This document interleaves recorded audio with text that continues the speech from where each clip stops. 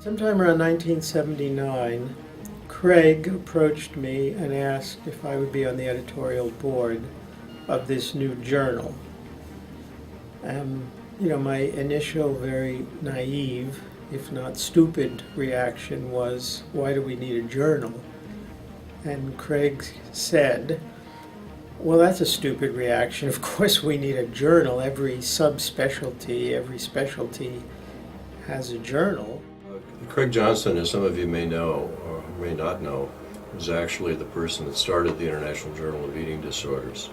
He was the first editor. It's obvious that it was a critical, foundational element in the evolution of the discipline in the Academy.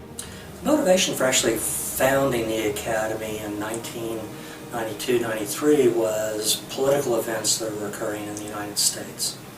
President Clinton had just been elected, and one of his campaign platforms was healthcare reform. And he appointed Hillary Clinton, his wife, as head of that initiative. And the first thing that she did was that she started contacting organizations, lay organizations, and professionals that were working in the field of particular illnesses. At the time, we actually in the United States did not have a professional organization that we felt like represented the more scientific aspects of the field of eating disorders. And several organizations and conferences had been created, and we were lucky enough to have a specialized journal, the IJAD at the time. But after 10 years, in the early 90s, in business, like any other successful entrepreneurial effort, it's time to professionalize. And we really needed a way to orchestrate conference planning, training, and most importantly, I think, to create a voice for the field. What we were hoping at that point is that there would be a professional organization, an organization that would be multidisciplinary, international, research-oriented, that really would take ownership of eating disorders and give us a resource that we could go to as to best practices. On the last day of that conference, I met with Preston Zucker and Michael Strober and Craig Johnson and said, we need to have an organization, a society that takes responsibility for this academic enterprise, not a division of adolescent medicine. So we had the seeds of what we wanted to create. And I think that was important. Of greater importance was Craig Johnson found the funding to bring everyone together. I was familiar with the folks that probably would be worthwhile to pull together. And so I went to my hospital laureate and asked for funding to be able to bring 30 people to Tulsa over a weekend to essentially develop the academy. They did give me $5,000, so struck a deal with the 30 folks that we invited, which was that they would get themselves to Tulsa and we would feed them and house them, over the weekend.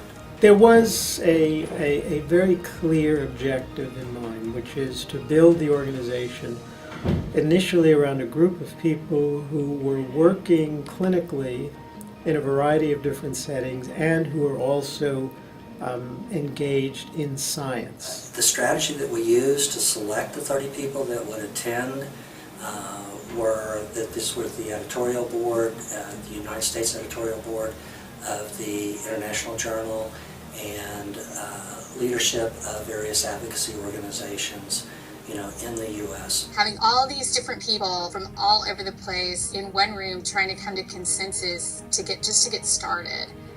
There were lots of different ideas and personalities and experiences that had to all come together. So it was quite an experience to be a part of it, but also to watch it happen. And it took us about 1 hour to establish the policies and procedures, the infrastructure of the organization, elect a new set of officers, and it took us about 47 hours to name the organization. We didn't know what kind of name use. And there's a flip chart, and people were tossing names up, and something said Academy, and I thought, ooh, that sounds so auspicious. Are we a society? Are we an academy? Are we an institute? All the little things that go into making up an organization.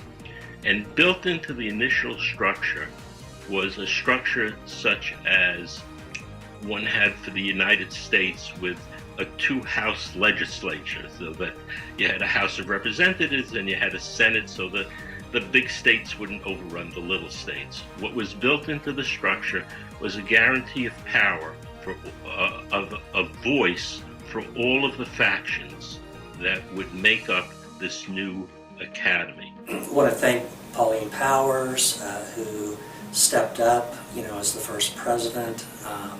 They had invited me to be the first president, but I felt like that it was important that the organization have a woman, given the number of women that were affected by the illness. It was important to have a woman as the first leader of the organization.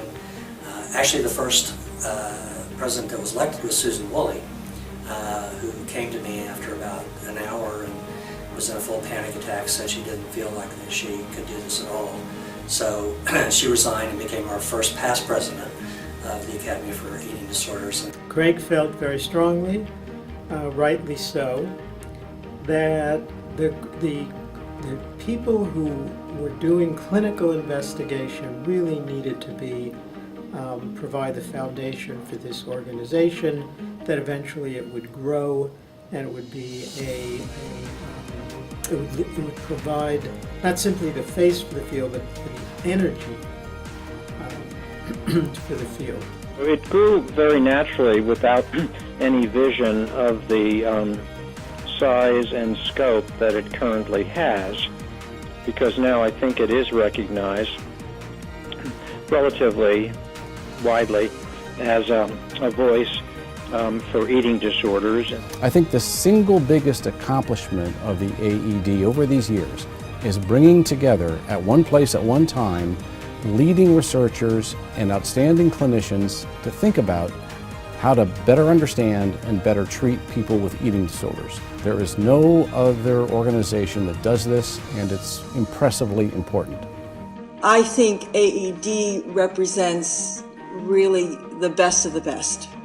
It gives us the research, it gives us the international components, it gives us a resource to go to, not only educational, but it also expands and does a lot of the work that all of us do, but we can at least unify it. The advocacy, the coalitions. The Academy has helped people recognize that these conditions are common, they can be lethal, and yet they can also be treated. Happy 21st birthday to the Academy, and congratulations for 21 years of development of the field. AED, happy birthday. I'm glad we'll celebrate it in New York. The meetings at the Grand Hyatt were great fun. I look forward to the 21st birthday. I vaguely remember my 21st birthday. Best wishes, AED. It's been wonderful to be a part of it. It's been an honor to be a part of it. Keep up the good work. Happy birthday, Academy. I understand it's your 21st birthday, which is a remarkable accomplishment, allowing you to declare yourself a mature adult and to drink legally in the United States. Congratulations. AED, you're 21, you're a grown-up, you're legal, take that responsibility seriously. So happy birthday, happy anniversary. Happy birthday, AED, forever onward.